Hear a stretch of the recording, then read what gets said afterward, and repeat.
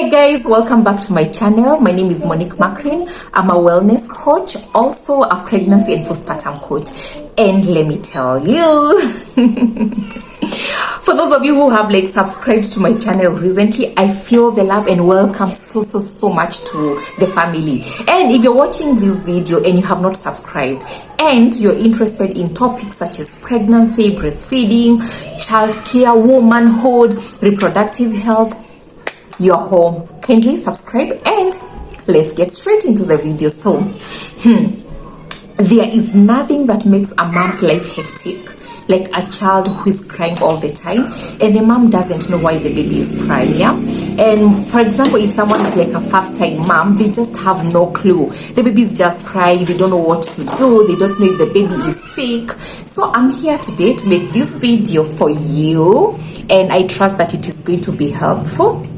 Yeah, so let's start with why do babies keep on crying? Number one, it could be that the child is actually unwell. So how will you know that your child is unwell?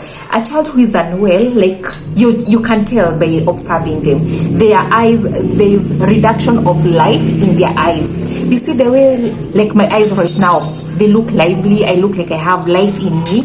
But if I'm unwell, there's just a way that my eyes are going to be bored.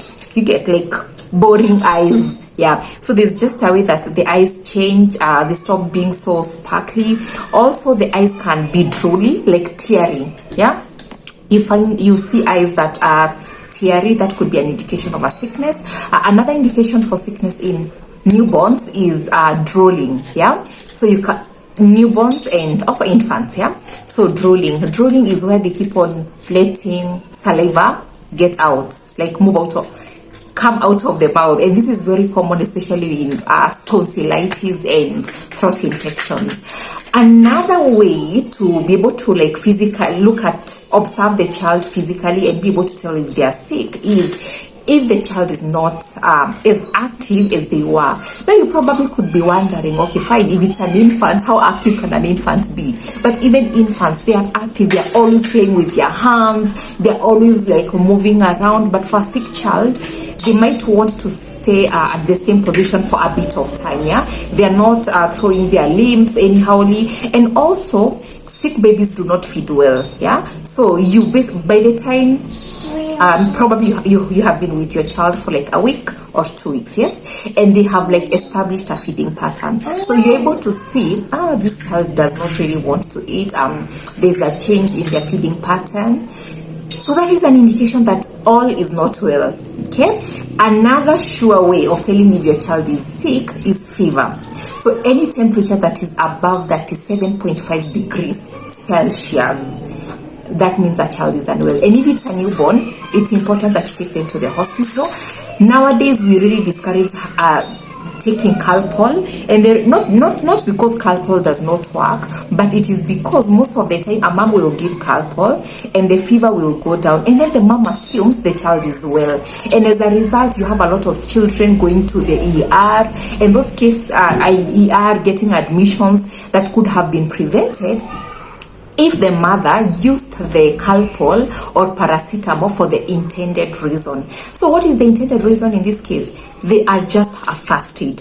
You give the child as a first aid to ensure that they get to the hospital safely. Remember, with fever, there are issues like convulsions, yes? So once you give them the medication for lowering fever, it is important to take them to the hospital. For newborns, not the pharmacy.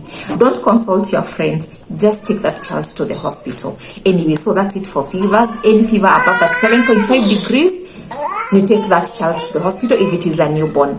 Okay, then that is all. There's also diarrhea. You're able to check the diaper and able to tell if this child is passing stool, and if they are, what kind of stool is it? Is it runny? Does it have mucus? You get? Is it? So you're able to tell. Yeah. Also, it's important to observe the number of diaper change. If it has reduced and that child is an infant, then that means there's a problem somewhere that needs to be observed. Okay, so those are some of the ways that you can use to be able to tell if your child is unwell. Also, a child who cannot be comforted. So there are other reasons that I'm going to give after this. Yeah, should be able to calm a baby. Now, if you're not able to observe any of those signs, and also you have ruled out the signs that I'm going to mention after this, and the baby is still agitated, the baby still cries, then that child could be unwell. Please take the child to the doctors. So other reasons why your baby keeps on crying is temperature regulations. Now, those little tiny humans, their body has not matured well enough to be able to regulate temperature accordingly, so they can cry if it is too cold. If they feel cold, they can cry also if they feel too hot. Okay, so if a child is crying and probably it's a bit cold, and when you look at this child, you're like, okay, I have not dressed the child warmly, try adding another layer of clothes, and try adding another layer of clothes, and that child is likely to keep calm if the reason for the agitation was actually feeling cold. Now let's come to feeling hot. Now even you right now, if the temperatures are too hot and you're feeling hot, what do? You remove your sweaters, you take cold water, you seek shelter under a shade. But this little baby, they can't do all that, so the only way they can be able to tell you is by crying. So sometimes when they cry, try to remove that shawl, try to reduce the layers of clothes that they are wearing, and you could be surprised. Probably that's why the child is not sleeping. They keep on crying because they feel like it's too hot. So yes, there is temperature regulation. Another reason why the child could be crying is because they are hungry. So if a child cries, it's important, try to feed them like for 30 minutes, 30 to 40 minutes. If the child is still inconsolable, then that means it was not hunger. Okay, so yes, hunger is one of the reasons why kids cry. And by the way, children don't always cry because they feel pain. It is their mode of communication, like the way I am telling you this. So anytime they feel like they need to communicate, they feel hungry and they want mommy to know, so the only way they can say, hi mommy, I'm feeling hungry, is for them to cry. Okay, so I hope that we are going to view a child's cry as a mode of communication, because they don't know how to do it any other way. Okay, so yes, there's temperature regulation, there's hunger. Also, that child could be having a trapped air in the system. Okay, and this happens when they're not breastfeeding well. And I did a video on proper breastfeeding technique. So please, if you haven't watched that video, go back and watch. Now, when a child swallows a lot of air, it becomes uncomfortable for them. It is like the same way an adult has trapped air, and that air is moving in the tummy, and they feel these sharp pains. Okay, that is colic pain. So if a child keeps on stretching like this, and they are crying, then that the cause for that could be trapped air, right? Another reason why your child could be crying is, so we have handled sickness, we talked about temperature regulation, we have talked about hunger, we have also talked about hey baby, why are you crying? Sorry. We've also talked about, what was the last thing that we talked about? She is making, come baby, say hi to my people though. Hi Clippy, Percy, she's crying. Okay, she was messing with my lipstick.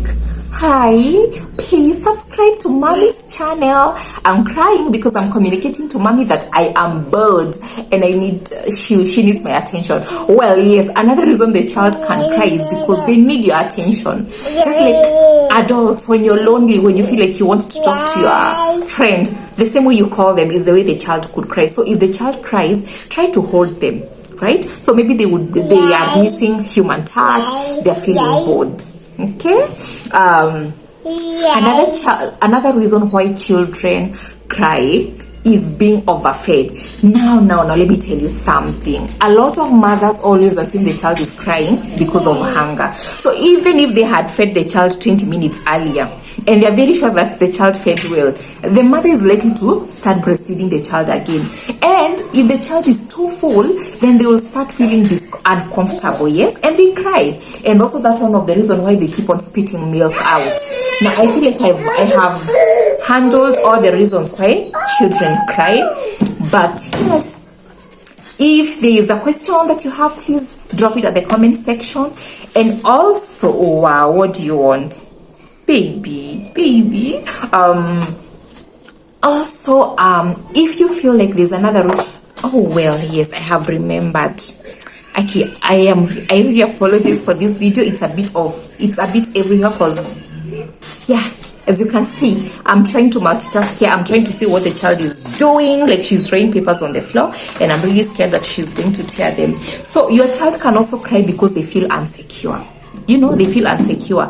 Remember when they were in the womb, there was that amniotic fluid surrounding them and making them feel comfortable and all and well taken care of. Now, when a child is left freestyle, most of the time, they can feel like they can lack a sense of safety and cry. So sometimes all you need to do is to swaddle that child. Like, have the, oh my God, like this. So you can swaddle them, have the shawls, hold them a little bit too tightly such that they feel like they have been hugged, you know. So that gives them a sense of safety, and for real, it works most of the time. Another reason why the child could be crying is because they are tired. Yes, so if your child is tired, maybe they have been sleeping in the same position for too long, maybe they've been sleeping for too long also, they feel tired, so you can try to change the positions. Yes, so right after this, I'm going to upload a video on what you can do when the child is crying and you are not able to figure out the cause, or probably you figured out the cause and you're wondering, okay, sawa, so what do I do? What are these things that I can do to be able to make this child stop crying? Yes, so yeah, there's so many things that you can do, and they work like magic. They work like magic. And if you want to know, please subscribe and click on the notification bell so that when I post the next video, you will be the first person to be notified. As always, I enjoyed making this video, and don't keep it to yourself. Just share with other mothers out there. Share it on your social media pages. I will really appreciate, and subscribe.